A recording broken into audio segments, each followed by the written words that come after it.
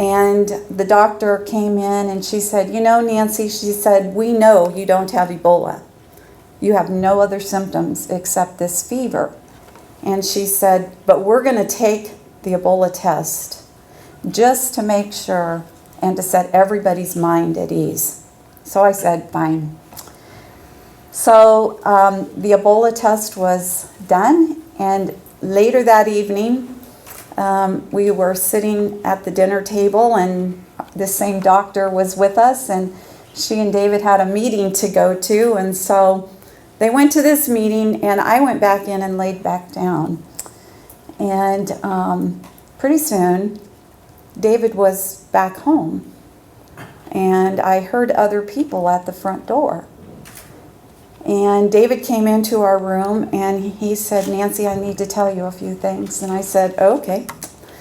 And he said, Nancy, he said, Dr. Brantley, he said, Kent has Ebola.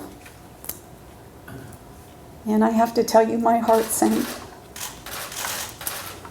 Kent is not only a colleague of ours, he's a dear friend. His family, their family is a dear friends of ours, and my heart sank. Kent and I had worked a lot together at the Ebola unit. And then David said to me, he said, Nancy, I also need to tell you that you have Ebola. And I got up out of bed, and as I got up out of bed, David came towards me to give me a hug and to put his arms around me. And I knew how dangerous that was. And so I said, no, just no. And I said, David, it's going to be okay. It's really going to be okay. And I said, you know what? There are people at the front door. I think we need to go to the front door.